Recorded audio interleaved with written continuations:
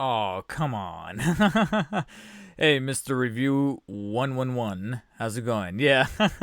Yeah, I think I might deserve that capo face. That I knew something was up. Okay, it's my webcam. Good thing I ordered a backup because it looks like I'm going to need it. I'm going to need it big time. Let me just reactivate, deactivate, and reactivate. Bam. Bam. There we go. Back to normal. I just gotta configure a little bit of this frame rate here. Hey, Eyes Joltik coming through with that Twitch Prime subscription. Thank you so much, man. AKA Brian. Thank you so much for that. I really appreciate it. Because I don't like how the frame rate is kind of toggled a little weird. You got an emote. Thank you, thank you, thank you. Yeah, use that Gur emote. Got some new emotes on the way. Alright. There we go. Now we're back to normal. Now we're cooking. Hey, Snick Sabers, welcome to stream, Mr. Review 11. By the way, Mr. Review 11, thank you so much for the follow. It's funny because it was on the one of the more unexpected times to get a follow. It was very early in the morning this morning when I woke up. I woke up. It's 8:30 in the morning. Getting myself up from my coffin to make sure that I get to work on time. And I see your thing, and it says, Mr. Review 1111 is now following you on Twitch. So thank you so much for the kind gesture there, sir. But thank you guys for coming through. Snake Savers, thank you for the host. Much appreciated. So for those of you who are a little on the uninitiated side, Snake Sabers might already know what's up for this. Yeah, Snake, you need to subscribe for Gur. I made Gur a subscription emote. So Gur is a subscription emote. I think my face, my excited face, is one of the other emotes for tier 2, I believe. And I think tier 3 unlocks the Dovahkiin, or Dova Nerd as I like to call it, the Dova Nerd emote. Also, I feel like the white balance on my camera is a little weird, so let me see if I could change that. I feel like I'm a little too... it looks like I have jaundice. But as I do that, let me just clarify something. For those of you who don't know, like Mr. Review 11, I don't know if you know about this at all, but this is something called Film Student School, a little thing I got going on. There we go. That looks much better. Yeah, that looks much true to the color that we have actually here in real life. There you go. A little bit on the less yellow side. So this is something called Film Student School. It's a show that I've been running now for, I guess we're coming up on 2 months now. I think it's been 2 months since I started this damn thing. And basically what it is, it's a talk. I don't want to say a talk show because a talk show involves other guests, but a podcast style type of show that I made about being a film school student and what it's like to go to film school. You know, like some of the ins and outs that people may or may not know, and more topically or more relevantly is what it's like to go to film school during a pandemic.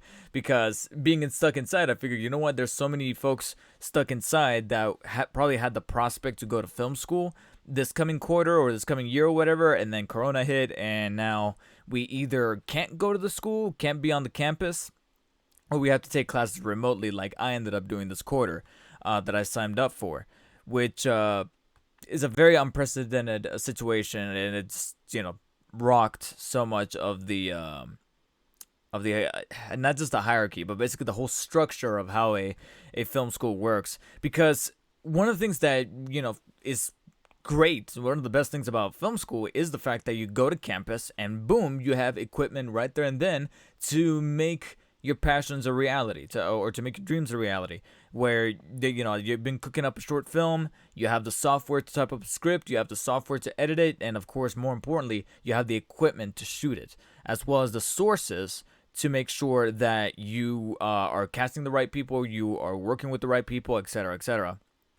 And that makes it pretty difficult to have happen with a pandemic where you can't go to that campus.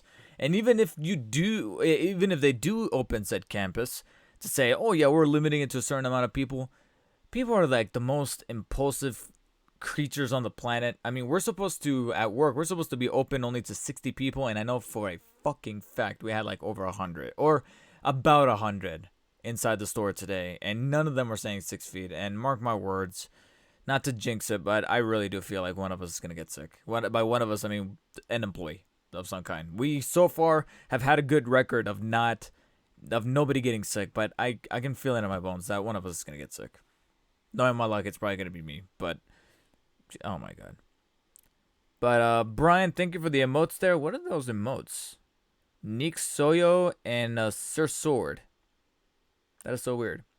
Thank you for the compliments, Nix. I will try my best. I mean, that's the funny thing is that even prior to coronavirus hitting earlier this year, I was still a bit of a germaphobe. In the sense that I just sanitized routinely. I just didn't like touching people, getting near people. Now I have an excuse to tell them to back the fuck off. Basically, I can now tell people, hey, stay 6 feet away, because that's the guideline. And if you don't like it, if you get pissed off, tough. There's a store 5 miles away. You can go to that one. But I shall try my best. So, yeah, that's pretty much the premise, for Mr. Review 11 or anybody else who doesn't know what film student school is.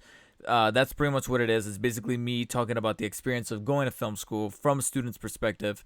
What you need to know, what folks don't tell you in the sense of, like, classes you need to take or what those classes are going to partake or who you should know, etc., etc., all that. And, of course, most of the time I tell it from personal experience up until this point. Now we're on episode 8, and if you by some chance want to catch those other episodes on repeat, I did say archive them onto the channel as highlights. So all you have to do is just go to the channel here on Twitch and go to the highlights section, and there should actually be what they call a collection. It's pretty much Twitch's version of god damn it, what is it called? Twitch's version of playlists. Collections are pretty much their playlists. And that's where you'll find pretty much all prior 7 episodes of Film Student School. This is episode 8. I call it Don't Miss the Previews. And basically, the reason why I titled it that is because I kind of want to shed a little bit of light on inspirations as far as, what you take away, what things about your life you take away to write, to direct, to be passionate. And this could be, several of these different things could be applied to other facets are just like creatively inclined. So if you're planning on being a video game developer, if you're planning on being a composer of something like that, what exactly kind of muses that or motivates that? And I kind of wanted to shed some light on that tonight. Literally, my local Walmart, no one does 6 feet apart. Yeah. After I got off work, I went to go pick up Snake Sabers. I went to go pick up DBZ Kakarot at a Target a little bit further away. And obviously, I kept myself 6 feet away, but I can definitely see a shit ton of people in the lines. And I'm like, some of them not wearing masks. Others, they got the masks, but they're not staying 6 feet away. They're not really practicing anything else. And I'm like, God damn it. I'm going to punch in a little bit. That's good. I feel like I'm not big enough. Wait, what did you say? Sorry? You didn't hear me? I could have sworn you heard me when I said that I went to go pick up DBZ Kakarot. God, I'm such a troll. Anyways, all right. So I'm gonna kind of shoot the shit with. Oh my god, really, Snicks? You're just gonna have to play it back and really, really listen, because I'm really screwing with you at this point. Okay, this is bothering me. I feel like my camera is just a little. There we go. Yeah, that's much better. More towards the center. Okay, cool. So the thing about this episode is, like I said, inspirations and things like that. And that's why I called it Don't Miss the Previews, is because sometimes seeing things that, like, say, for example, I know with Corona, it's been a really long minute since we've last been to the movie theaters. And right now, we're actually, it's getting a little bit more on the topical side, because movie theaters, it looks like, and I guess we can do a little bit of housekeeping when it comes to current events centered around film here. Movie theaters are trying their hardest to open right now, because it kind of looks like their pockets are hurting big time. With the past couple of months, them shutting down, they're starting to feel the repercussions, especially since theaters don't make, for those of you who don't know, I'm going to shed some light on this. Movie theaters don't make money from the movies themselves. They don't. If anybody has ever told you that, it's not true. It's 100% not true. Movie theaters do not make money off of the movies they show. That all of that money, every time you buy a ticket, it goes straight to the studio. It goes straight to the actors who signed the deal to get the percentage of the box office receipts, etc., etc. The movie theater does not get anything. The movie theater makes money off of. What do you think they make money off of? Aside from if they're not making money off the movies, what are they making money off of? I'm pretty sure it's some of you will get it, or anybody watching right now will get it. I don't know if you want to take a shot at it, Six. I'm currently playing games, that's why I didn't hear you. All right, Six. So yeah, you got half of that right. It's not the tickets. I just said right now, it's not the tickets. But the second part is correct. Yes, they make money off concessions. The food, the little pizzas they make, the hot dogs, the slushies, and of course the candies. That's why it's much more expensive to get those snacks there than it is to bring your own snacks from elsewhere. And the way they don't want you to do it is because that's where they make their money. That's where they make their bread and butter, not the films themselves. Ever since I learned this, I've been a little bit more lenient on buying stuff at the movie theater instead of sneaking in. Trust me, when I was a kid, I was kind of indoctrinated by my parents saying that was just way too much to pay for snacks. And then I saw it cheaper elsewhere, and something just didn't click to me. I was like, there's got to be a reasoning as to why movie theaters are allowed to do this. And sure enough, I found out, and it was actually through one of the classes at film school that taught me. It was the Hollywood Business and Practices class that taught me, well, didn't taught me, but kind of reminded me that movie theaters do not make money off the movies themselves, not 1 cent. It's the concessions, and that's how they're able to stay afloat, and that's why they have to spike up those prices. I'm not saying you need to absolutely buy every single piece of candy. I'm just saying that, think about that a second time when you really want that box of Skittles. Because there's been times where I was like, I really want those box of Skittles, and I know that this is technically going to go to the theater to make it, to keep it alive, instead of us just doing stuff digitally at home. Let's do this. But here's the thing. It feels like that, with them barely making ends meet as it is on those concessions, they've been missing out a good chunk of that because of the theaters being closed for the past 3 or so months. And now theaters are trying to make the hefty push to reopen again because they're probably just deciding that enough is enough. Otherwise, movie theaters can go away permanently. One individual in particular is actually mortified by this because he loves the movie theater so much. Some will argue to a fault, and I'm saddened to say that this person might be acting or thinking a little irrational, because he's one of my heroes. He's a prolific filmmaker that, is king right now to Warner Brothers and wants to make sure that he is happy. And unfortunately, I have to talk about Christopher Nolan. Christopher Nolan. I love Christopher Nolan. I love his films. I love his techniques. I love everything he does. But I can't even deny that it's actually, like I said, kind of reckless. He's, I'll have to give him the Jeff Goldblum treatment from Jurassic Park, where he says, you were too busy thinking about whether or not you could. You didn't bother to think that you should. And I might be butchering the line right there. But basically, he wants to bring audiences back to the theaters with his newest film, Tenet. And it's actually him who's pushing for theaters to reopen by mid to late July, as opposed to Warner Brothers. It almost, they didn't confirm it, but it almost there was several different articles, 7 different headlines, kind of indicating that Nolan is almost like the bad guy, and Warner Brothers, and who knows, they might be painting the agenda or painting the story that way, but they're almost making it seem like he's the bad guy, and that Warner Brothers intended to delay the release of Tenet to like November or something, for like a holiday release or a Thanksgiving release, and he didn't want it because it's supposed to be a summer movie going experience to watch Tenet in the theaters. Along with that, theaters have started making discussions about not only opening, but opening to a limited 25% capacity. I say that mockingly because you can assign seats all you want. As if you don't have like an usher or almost even a bouncer style position of a person, mainly a big dude inside the theater to overlook everybody and to strike fear into moviegoers to make sure that they stay every other seat that they're supposed to be seated at. That's not gonna happen. People are gonna do whatever the fuck they want. They're gonna see an empty seat and they're gonna be like, "Well, nobody's taking it. I'm gonna sit right here," and they're not gonna care.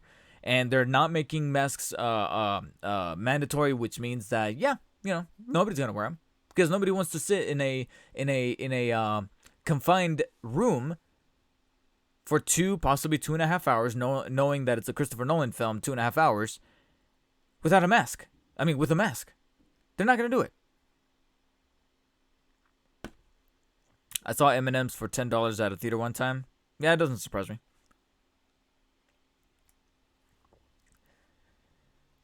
But Nolan's fighting for this. And recently I saw another headline saying that AMC Theaters is planning to reopen mid-July with the intention to not make masks mandatory. And, following suit. Cinemark is another one. And, man, this is just a bad idea. This is bad. This is bad. This is very, very bad. And I don't think they're going to listen until... This is going to sound fucking morbid. But I think that they will only do something when somebody who has had coronavirus for a while and, has, like, hit it. It's almost like hiding a zombie bite. You know what I mean? Like, everybody's behaving like that one guy in a zombie movie. Specifically, that one dude, that trucker dude with the beard and the hat from Walking Dead Season 1 who was trying to hide his bite for the longest time until finally he was caught and he was, spoilers, he was left behind. But that was Season 1. Yeah, I don't know if you'll barely remember who he is. But everybody's acting like that guy. And I feel like somebody's going to do that. And like I said, it's going to sound fucked up, but I think somebody will die in the theater. Like an hour and a half or 2 hours into the movie. And finally, it's going to take that for the theater to be like, okay, we're closing it back down.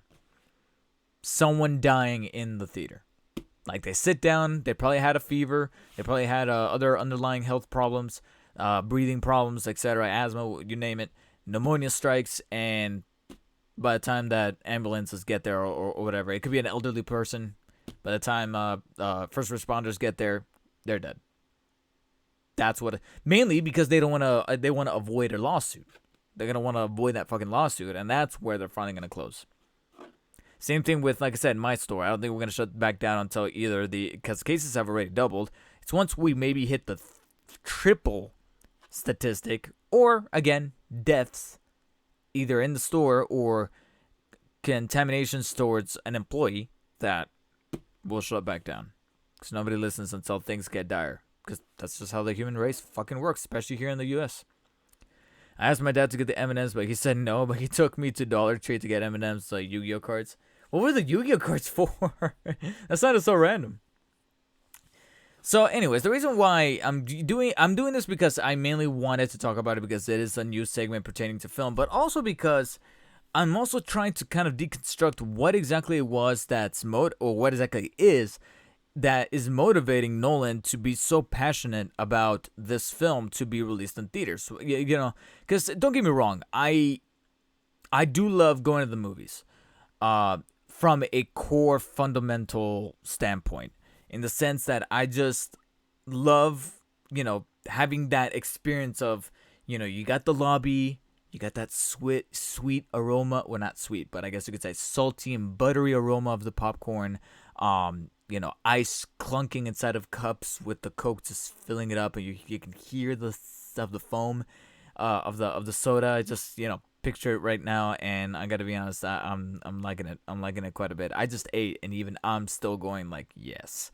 Those are some of my fondest memories. And then walking into the dark corridor of the theater, and sitting down and having like some elevator type music or whatever, and that's kind of like filling in the space, that way it's not completely just dead as people kind of fled in more and more. And then finally the lights go down and the previews start.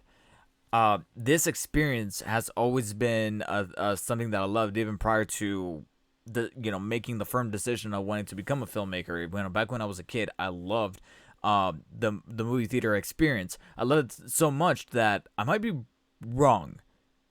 I'll have to inquire my mom about my older brother, but I know that when it was me and my younger brother, we went to go see, I think it was Monsters Inc. or Godzilla, one of those two, the 1998 Godzilla, and we were watching the movie, and I think it was my younger brother being a dumb little kid, being antsy, being hyperactive. He was running up and down the aisles. My mom was trying to control him. I was the only one that at amongst us that was seated firm, never moved. Because I just love this experience of being in the rows, looking up and seeing this giant screen showing me a movie that I'm enjoying with immersive sound. And over the years, I learned to kind of make that my sanctuary, make that room my sanctuary, to be like, hey, once I'm in here, whatever phone I had will be turned off. Problems are checked in at the door. It's just me in this movie. After the movie, then I can worry about that girl that I will never get, at the time, or that test I might have flunked. But while I'm there in the movie with the lights on, that is it. That's all I have. So don't get me wrong. It's scary to think that something like coronavirus can do away with that because of how much of a hit that market is taking.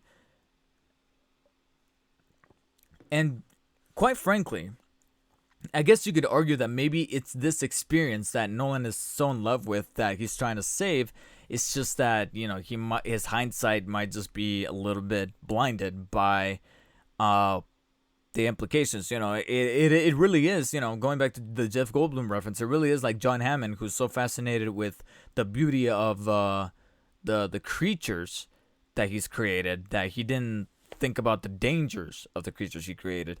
And Nolan's not thinking about the dangers only because he is in a place of, to be quite frank, he is in a place of power. At least I'm theorizing. Like I said, I don't know the man or anything like that. Hopefully I'll meet him in the foreseeable future. But oh, okay. I was wondering what's this button on my Streamlabs. That's weird. I'm a single Pringle that is ready for mingle for the ew. Don't say for the dingle, because it makes it sound like you're looking for the dingle snicks. I love the Godzilla movie. Really? I like it. Ironically, like I like the cheesiness of it. Like it's not a good movie, but it is still a fun movie, and I don't acknowledge it too much as a Godzilla movie. I acknowledge it more of just a cheesy monster flick. Imagine playing with the Godzilla name.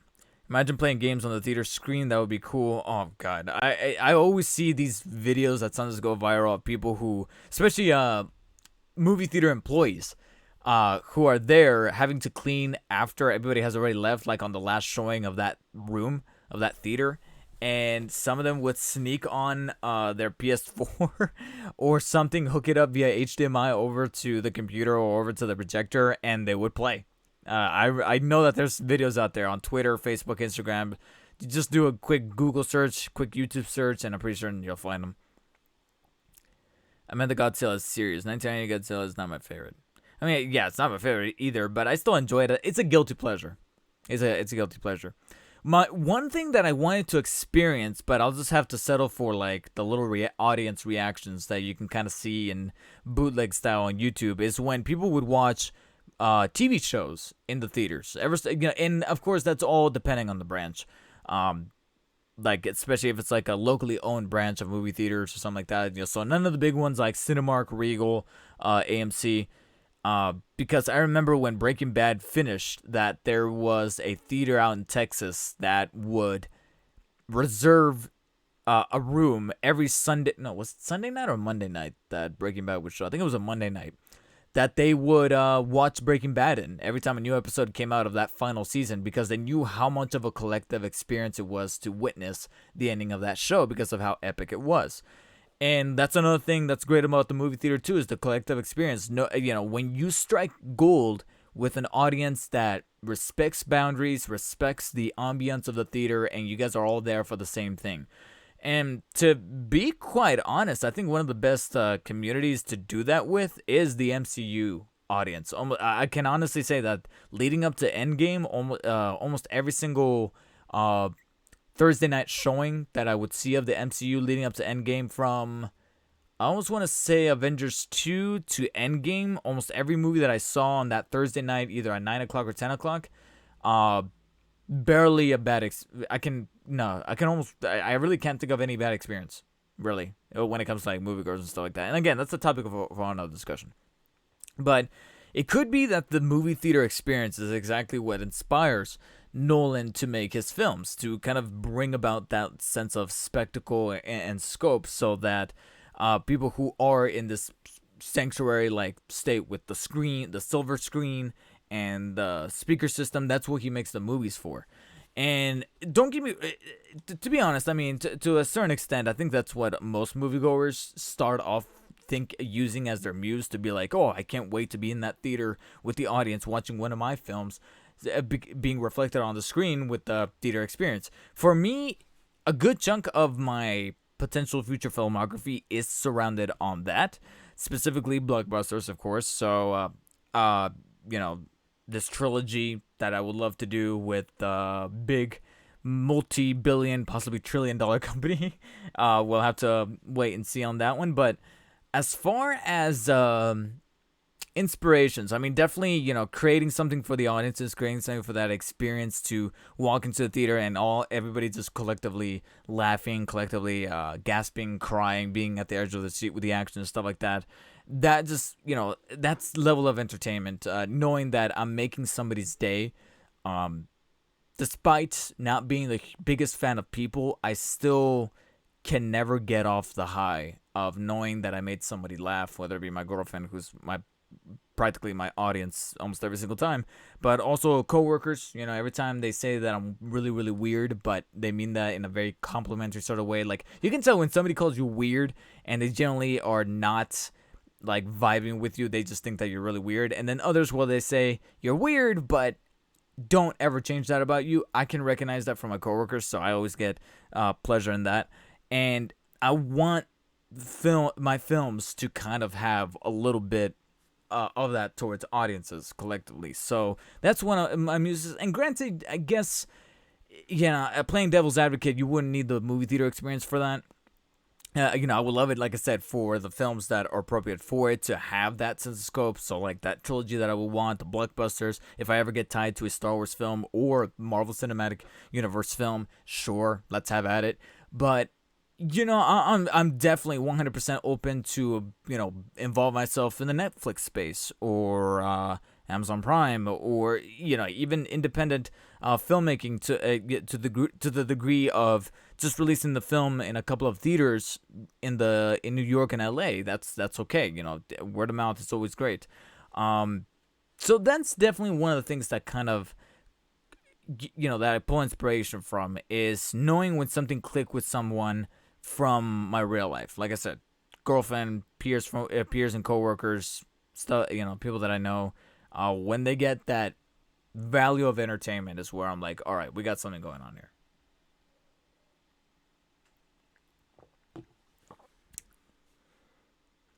I think 1998 Godzilla is just its own movie that decided to use Godzilla to hide how bad the movie was. No, because I think of it as like I said, as a cheesy monster flick. I take Godzilla out of the equation, and I still find Hank Azaria and Matthew Broderick and the other characters amusing. I'm not gonna say I love them, but like amusing enough to. It's that movie where, like, if it's on HBO or something like that, and there's nothing else on, I'll leave it on while me and the girlfriend cook. Yeah, use that terminology. Yeah, cook or clean or whatever. You know what I mean? Like, not in a very serious, let's watch it sort of way. We were drinking from the Star Wars cup. Water. This is water. I'm out of. I'm gonna have to make a Target or Walmart run pretty soon, because I'm out of the cream sodas. I'm about. I don't want to say I'm about to run out, but I'm getting kind of there on my fiber gummies, and a couple of other things. Not snacks. I think I'm good on snacks, but some other surrounding things. I think I might have to make a run for. In fact, I might actually put the order in today because I might go pick some of that stuff up tomorrow. Because tomorrow I have to pick up. Today I picked up one game. Recently, on a little side video game related note, there was a deal going on at Target where if you bought 2 games, you get 1 for free. So you get 3 games. I got 1 game today from Target. 1 is being shipped, and supposedly it's about to arrive tomorrow. And then the 3rd one has to be picked up tomorrow. I could have picked it up today, but I was just running out of time. I was getting tired. I was like, I just want to come home. So yeah, I'm in the process of doing that. Water, our Lord and Savior. But if we drink too much, we can die.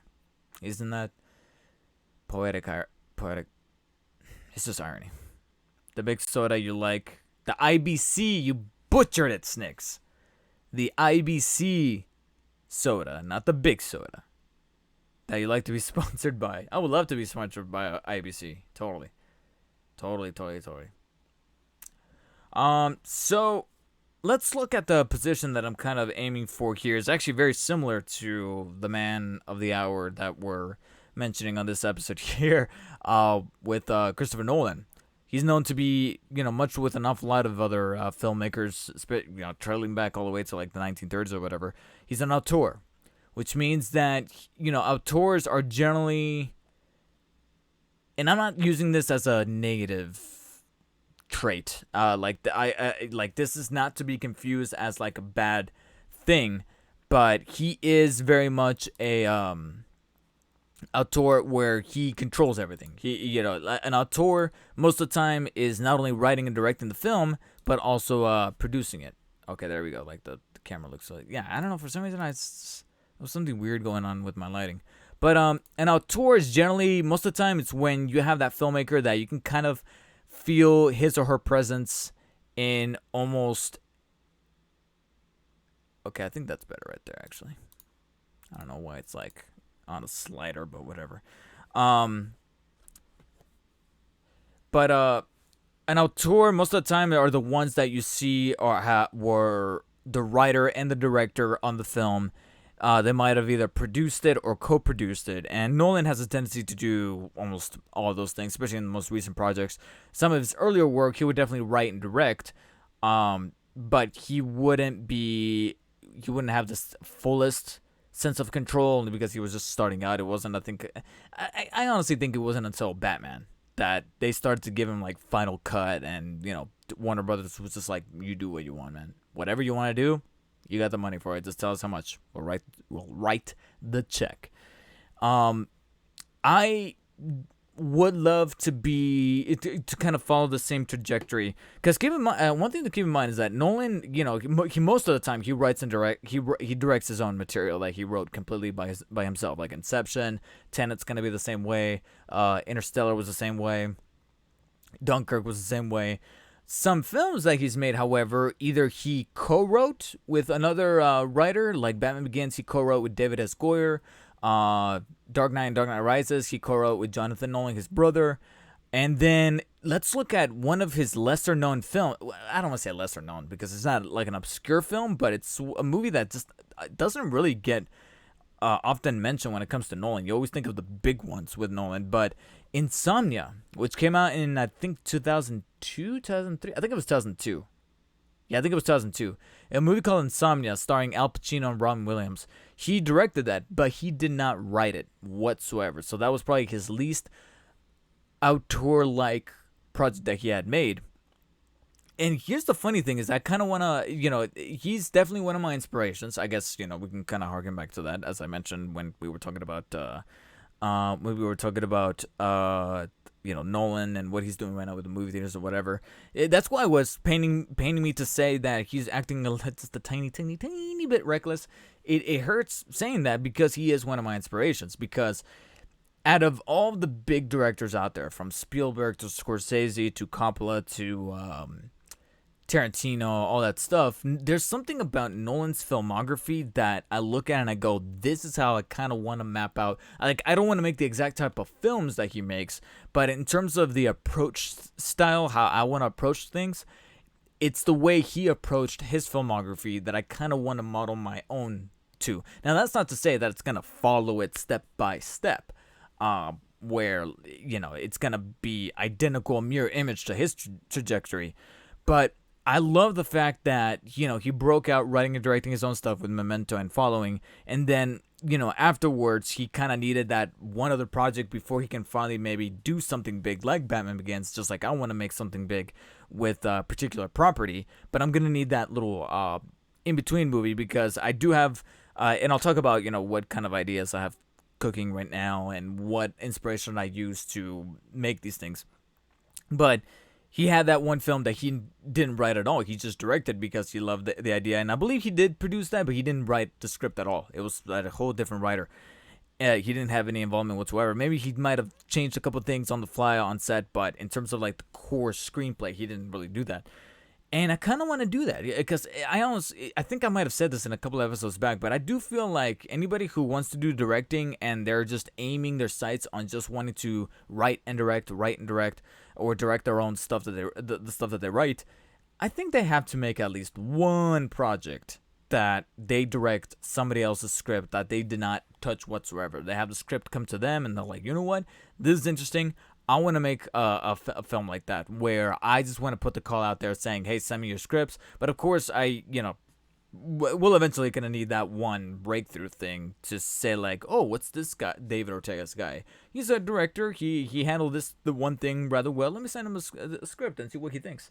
So that's, Christopher Nolan, not only from his filmmaking point of view, especially with his use of practical effects that, like I said, I love, but also there's something about his filmography and how he was able to tailor fit it to him that I kind of want to model my own after, even if, like I said, it doesn't pan out the exact same way, because these things could change day to day, month to month, year to year. So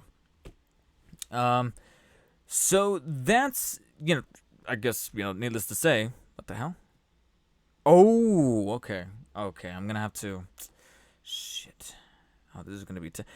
Twitch really needs to. It's funny that I'm on Twitch saying this. Probably ain't right. I really think that Twitch needs to implement a mute function. By that I mean, like, you can still follow someone, but you want to mute them so that you don't. This is gonna sound bad, but you don't want to see their streams.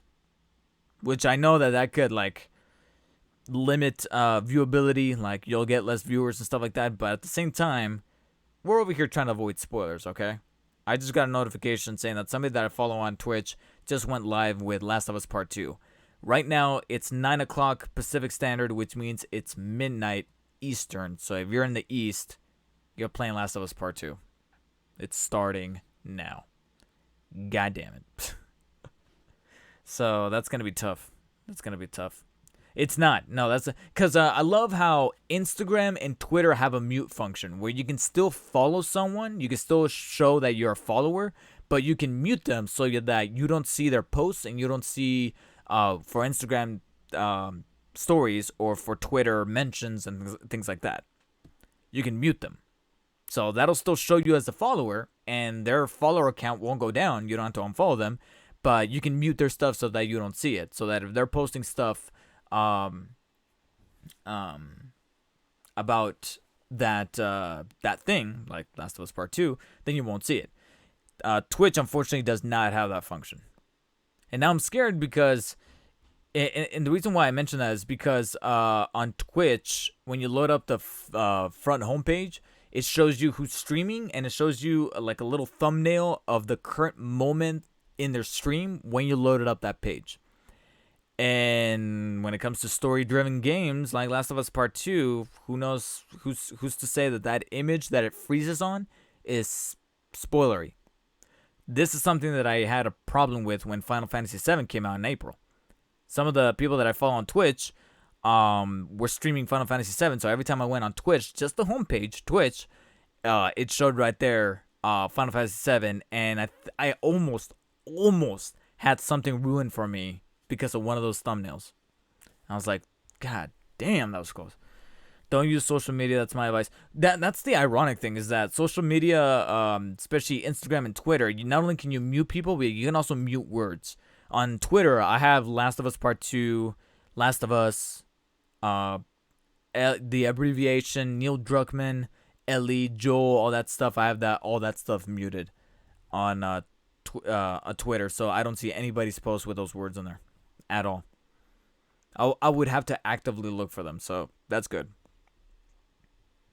Anyways, what was I saying? So, Christopher Nolan's filmography inspires me greatly. I mean, and I, not to kind of toot my own horn here. That was a terrible gesture.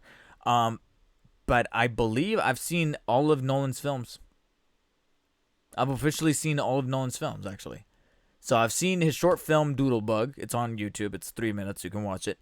I've seen Following. I've seen Memento, Insomnia, Prestige, Batman Begins, of course, the 3 Batman movies, Inception, Interstellar, Dunkirk.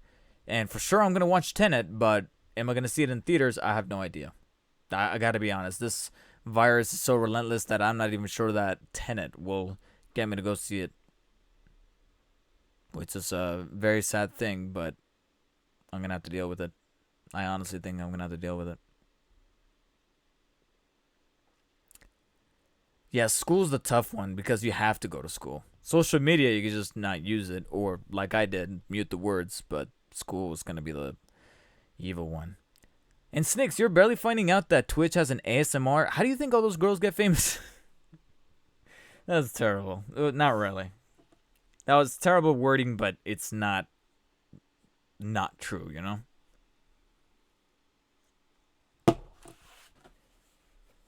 So let's look at, I don't want to dive into this last little section here too much, but I want to look at inspirations that I take on a more, or muses, on a more personal level with what I'm writing right now and what I'm kind of concocting right now to be my first, 2 or 3 projects, whether they be short films or adaptions or plainly just feature films that I kind of want to kick things off with.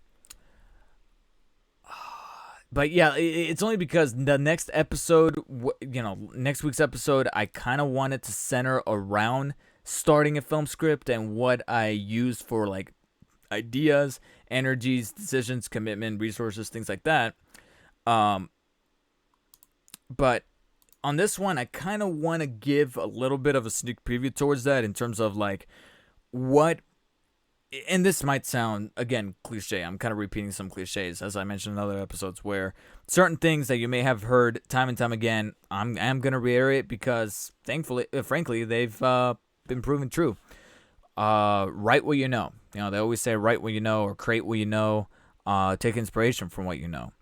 One of my feature films right now is pretty much influenced by the retail workspace and the people that you meet working in retail or just working in a 9-to-5 job, so to speak, and how those people that you know are the side characters to your main character that is you in your own story, just like they are the main character in their story and you're the side character to them, which is a really fascinating concept to me. So I always think about that prospect and I go, okay, how can that work into a script? Regardless of genre, with me, I'm mostly centering it around situational comedy, and I feel like situations sometimes on their own are comedic or comedic genius, really, because of just how fucking weird or awkward or crazy they may be. I was spoiled of what happened to Spider-Man Infinity War. That was a sad day. Yeah, that was. I was just flabbergasted how I was able to watch Infinity War and Endgame without spoilers. Granted, I was already starting to get a little bit stale towards social media anyway, so I digress. Yeah, I find out that Twitch has ASMR. Yeah, there's a whole category for it. So as far as, what did I write in my PDF here? Yeah, so my approach is inspirations, you kind of already heard the inspirations a little bit. But of course, the conversations I often have with coworkers, with my girlfriend even, they could be used, they obviously need to be tailored and finessed in a way that can be applied to a character without betraying the character.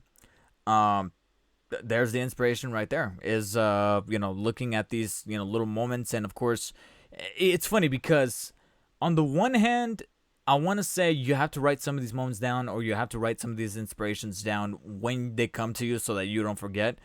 But at the same time, I'm of two minds. At the same time, I also think that if they're very good ideas and they're very seminal, that you're like, you absolutely need to write this into your script or whatever, then they should be able to gel to your mind just as quickly, and you wouldn't need to write them down. You know what I mean? Like, this could potentially be a recipe for disaster depending on the person, depending on the brain. But often I do side with the old saying that if it wasn't worth remembering, that's not important. When they say like, "Oh, I feel like I'm forgetting something," that it probably wasn't important. Uh, I sometimes I do feel that way when it comes to thinking of that particular line of dialogue or that character arc, where it's like it probably wasn't good enough to remember. Because sometimes you just don't want to overcram your script or overcram your ideas with things that just kind of dilute it. And that's definitely something that I was taught by an awful lot of the screenwriting teachers that I had, because that's one thing that also kind of inspired me to push on and not, lose the groove, is that often these teachers, and you'll be lucky enough to get some of these teachers as well in your school, most of the time they are there. You just got to kind of weed out the bad ones and look for them. Are the teachers that don't really talk to you like a student. They just flat out talk to you like a person who's trying to write the script and who's trying to write a script, and they've written scripts before, so they're just going to be like, hey, this is how it does it. They never talk down to you. They never, technically speaking, there is a hierarchy where, like, if you punch them, you'll get suspended or expelled. But, from a rational point of view, it's like, yeah, we're going to talk about the script the way two screenwriters talk about a script, not like a student and a teacher do it. And those were some of the better screenwriting teachers that I had, because often we would have that creative pool, and definitely listening to other people's ideas and listening. Everybody's going to be different, and there's no way to control everybody's intentions or guiding light. But often, at least with me, I love reading other people's scripts and hearing what they've excelled at, and sometimes that motivates me too. To want to keep that whole thing going. And then on the more superficial level, it's obviously, reading for other people's scripts, in the sense that, not just reading the script, but also acting out a part, because I get to, like, show off a little bit of my acting skills. And then still keeping within the superficial line of things, watching masterclasses and stuff like that, just hearing people in the field talk about the craft that they're in, or like the YouTube videos that you can find for free right now. Like the Hollywood Reporter has the round table every year around Oscar time, where they grab all of the prospective directors from that year and put them all in a room and interview them. The degree of quality of the interviewer varies because often the person they have at the Hollywood Reporter has a notorious habit for interrupting the people that he's interviewing, which makes absolutely no fucking sense. But these Hollywood Reporter type of things would really get my juices flowing. So I would watch the writers one, I would watch the directors one. Sometimes I would even watch the acting ones, because at least I get some insight as to what certain actors expect the directors to tell them when they're on set, when they're before shooting, not much afterwards, because that's usually where their job is done. And then there's other, like, I think the DGA, the Directors Guild of America, has a YouTube channel, and they have like 2.5 to even 3 hour conferences or keynotes or whatever the hell, where like the 5 Directors DGA nominees of that year are seated there, and they get interviewed one at a time about different questions about what challenges they have to do for that particular, not just other private films, but the main focus is that film that got them in the limelight for that year. And I can watch these things for, I don't want to say I want to binge watch them, because binging, I can't really binge watch or binge play anything really from a pop culture perspective, because I just get tired of something even if I love it. Um, but I can build a good routine of like watching 20 to 30 minutes of each of these things because, like I said, they're like about 3 hours long. But like 20 to 30 minute intervals of each one in the morning or at night right before I'm about to go to bed or, something. And this routine also helps me adapt to a routine of like, okay, this day I'm going to, set myself to write a little bit of this treatment. Even if it starts off with a treatment. Like, let's say that you don't jump into the script page one with not just the title screen, the title page, but you jump into page one, interior, da da da da. Just start the treatment at least. Or scribble it down on a piece of notes. Sometimes I like putting pen to paper and be like, da da da da. It feels much more concrete. And that's definitely something that I'm gonna kickstart very, very, very soon because this past Monday, and I can't think of a better segue for this. This past Monday was my last day of this past quarter for school.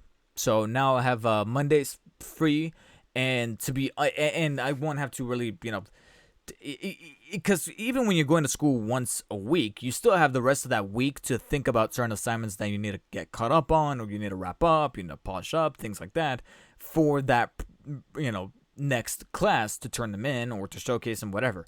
Now with that, there's something that it does to you psychologically, and that it sounds it sounds a little exaggerated, but in honesty, having all that stuff shoved out of the boxes of my brain kind of gives me that push to be like, hey, now you can kind of maybe dedicate some of that time that you would take to class, that you would have for class, even if it was just online because of the current pandemic. You were in front of your computer anyway. Let's load up Final Draft. Let's start a very shitty draft, and I'll cover more stuff about starting shitty drafts on the next episode. But start this thing. Just put it on the screen here, and boom, it's in existence. Or at least start reading some essential reading when it comes to your craft, whether it be you want to be a writer, director, producer. For me, let me see if I can find them. Oh, yeah, there's a couple right here. Cool. There's one here I can't find. Oh, they're over here. Give me a sec. Perfect. I got books the days. I saw Endgame that second day that was available to watch in theaters. The second day? I saw it day one, like that Thursday night, but I did not see it the first showing. The first showing was at 7 o'clock, I think it was. I don't know what happened, but I don't know what happened, but I missed getting the show times for 7 o'clock. But I got 10 o'clock. So I was like, okay, I'm going to drink a coffee for two things. One, I'm going to request the day off for the next Friday because there's no way I'm going in early to work if I have to watch the movie at 10 o'clock and it's Endgame. It's 3 hours long with the trailers at the beginning. We're not getting out until 1:30. There's no way. And the movie theater was an hour away because I wanted to see it in IMAX, and I'm stubborn that way. Which means we get at 1:30. I won't be home until probably like 2:30. There's no way I'm going to work early in the morning. In fact, I didn't even request the day off. I requested a late shift to make sure that I can sleep in. And, if you guys want me to go to work, I'll do it, but late. They ended up giving me the day off. They were like, it's too much headache. Let's just give you the day off. But yeah, I didn't get the 7 o'clock. I got the 10 o'clock for Endgame. But it was that Thursday night. So it wasn't Friday or Saturday. It was that Thursday night. And I was like, yes. Eminem or M&M's? Which one goes harder?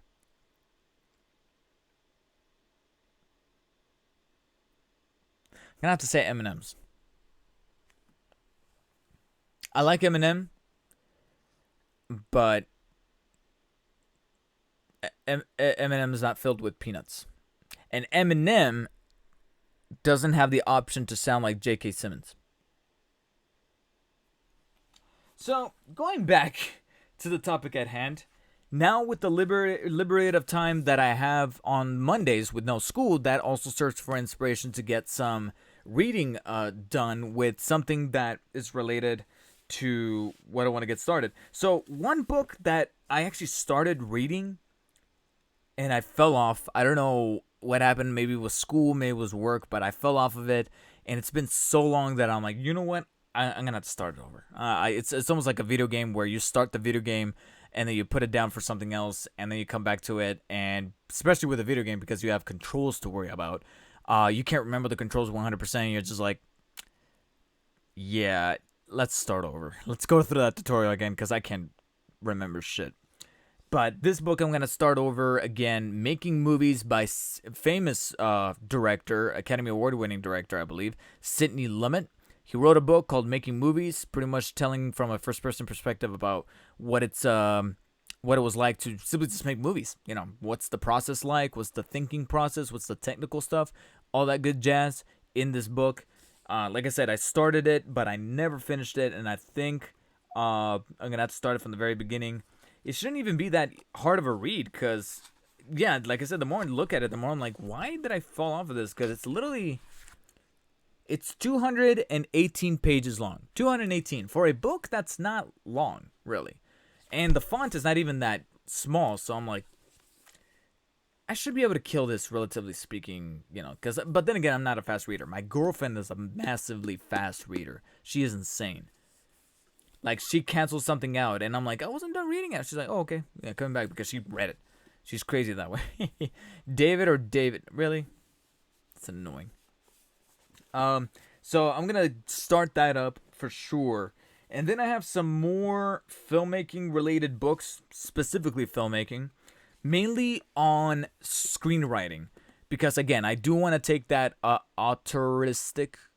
I'm trying to make sure that I don't say autistic, auteur-like stance towards filmmaking, where for the majority of the time I want to direct the scripts that I write. But I know that eventually there's going to be that project that either I'm not going to write the script at all, or I'm going to co-write it with someone else because I know that someone else could possibly come up with some ideas that are just not clicking with me in my brain. Because I'm going to be a collaborator through and through. I know that doesn't work for every single filmmaker when it comes to their filmmaking process, but I definitely want to be a filmmaker. A collaborator. Because to me, it's all always for the benefit of the picture, of the final product. And if the idea comes from somebody else, fuck it. It's got to be from somebody else.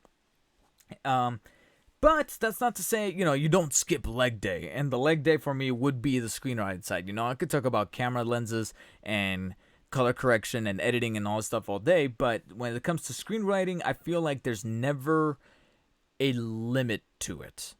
And with that, I feel like something that can maybe get the juices flowing when it comes to script writing are two books by Sid Field that I bought couple times. I can't remember when specifically I bought them, but I bought them both with my girlfriend when we stopped by local bookshops on our trips to either LA or Burbank or one of those areas. There were some of these like locally owned bookshops that she was like, this place looks adorable, let's go in. And I'm like, okay. She loves books, if you couldn't already tell by this particular show. But in those shops I found these two books and I was like, what is this? And they were on sale. They were massively on sale. This one was $5, this one was $6, down from like the original. And I looked them up on Amazon. On Amazon they were going for like 10 or 15, and I'm like, fuck yeah, let's take them. Let's do this. And they're both by an author named Sid Field. Sid Field is often regarded as one of the most prolific screenwriting doctors or screenwriting well, he's written scripts himself before, but he's one of the biggest names out there when it comes to learning about the craft of screenwriting, making sure that your characters are going through the right arcs, your formatting, etc. And so he wrote two books. One of them is simply one is called 4 Screenplays. So he analyzes 4 specific screenplays. I think they're Thelma and Louise, Terminator 2. Yes, he tackles Terminator 2 in this book, so I'm very much looking forward to that.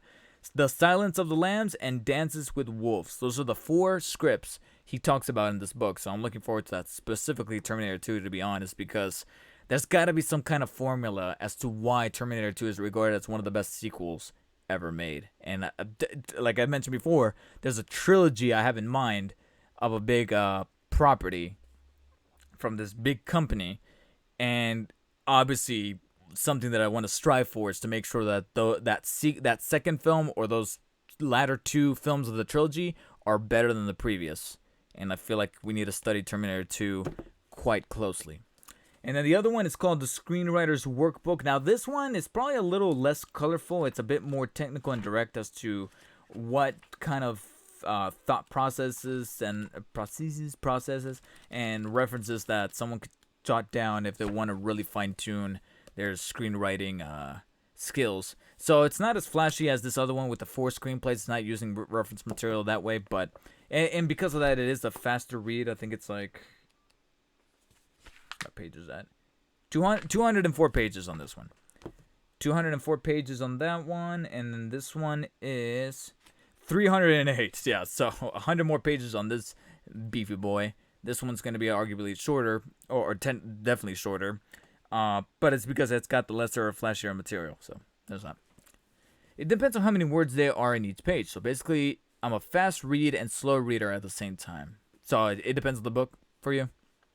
The only book series I caught up with is Diary of a Wimpy Kid, but haven't read the new ones after book 11. Are they still making books on that shit? Oh my god. I mean, congratulations, I guess. I don't know. And then I don't want to show too much of this book because this is not a educational book. This is not a book to teach you how to direct or write or anything like that. This is an actual novel. So it's a story arc. It's a story. It's this premise. And the reason why I don't want to talk about it too much is because, to be honest, I read the synopsis for this book, and I actually would not mind taking a crack at adapting this into a screenplay, because I feel like this could make for a very good movie, on the right, work and detail. But it's a movie called, it's a book called My Last Movie Star by Martha Cheryl. This was another book that I bought at one of those bookstores for only $2. Only $2. The tag is still there, because it was one of those books that I found there on the side while my girlfriend was looking at some other books. And there, I looked inside the spine here. I read the synopsis, and I was like, yeah, I might have to. There's something about, I can't leave this behind. I need to take it with me. And this is definitely something that I want to read this summer in hopes of adapting into a script. Because I get the feeling that if I want to adapt this properly into a script, I'm going to have to read it once as just a novel and then read it maybe a second time to adapt it into script, to think of it as a script, and then maybe a couple other times to make sure that I'm not butchering any details. And then, of course, eventually we're going to have to talk to the author and be like, okay, is this okay for me to get the rights on this? Okay. Now, I don't think I'm going to get far into my reading material here, but I also have 2 others, and I'll use these as segues of what projects I'm trying to tackle here and how I'm going about writing them in the next episode. So I'll leave you guys with this cliffhanger of 2 books that I recently got from Amazon because I needed to use a coupon that was about to expire to get some of these half off. Console Wars by Blake J. Harris, and Blood, Sweat, and Pixels by Jason Schreier. Jason Schreier, aka what a lot of people consider to be one of the best gaming journalists in the business. Now, why did I buy these books? They do serve as inspiration towards a particular project, and frankly, an awful lot of this reading material, getting that log or getting that list of like reading material that serves the subject matter that you are taking interest in, or that profession that you're taking interest in, is always, like I said, even just holding the books, even if you're not reading them, holding the books sometimes makes me go, yeah, can't wait to tackle this. Again, it sounds a little hokey, but it does the job. 1990 Sega versus Nintendo, 2000s Xbox for PlayStation, is still going on. Yeah, so Console Wars, a little quick Sega, Nintendo, and the battle to define the generation, and then Blood, Sweat, and Pixels is pretty much how specific developers made their games and how they got them working and the things they had to go through to make sure that those games were released. You can kind of get an idea of what type of project I want to make surrounding these 2 books, but you'll have to wait until the next episode to hear what that potential idea may be and how it is that I plan to take some of this material here and using it towards the craft of starting a screenplay, and what method or what wall I bang my head against to get a script going and what I use to, get the gears moving and oiled. All right. With that said, we're closing it down here for episode 8 of Film Student School. Thank you, everybody who joined in, particularly Snick Savers, for staying here towards the up until the very, very end. But of course, I'll give my shout out over here to Mr. Review 1111 at the very top of the stream. And then Brian, aka Ice Jolted, coming through with a Twitch Prime subscription. Very appreciative of that. Oh wow. Snicks, just letting you know, I forgot to load up Chatbot.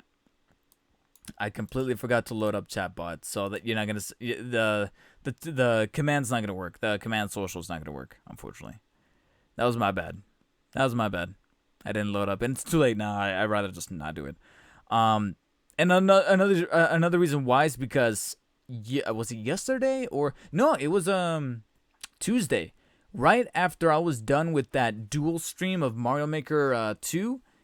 The entire stream, I said, "Oh, I didn't know how to make commands work for YouTube." Literally that night, I found out how to make commands for YouTube using Streamlabs chatbot. I don't have to get another chatbot. I figured it out how to do it with Streamlabs chatbot. I basically need to have 2 chatbots open at the same time, but they'll both funnel over to the Restream unified chat, so I can see both chats going on. But I'll have 2 queues going the next time I do a Mario Maker stream. But I figured it out.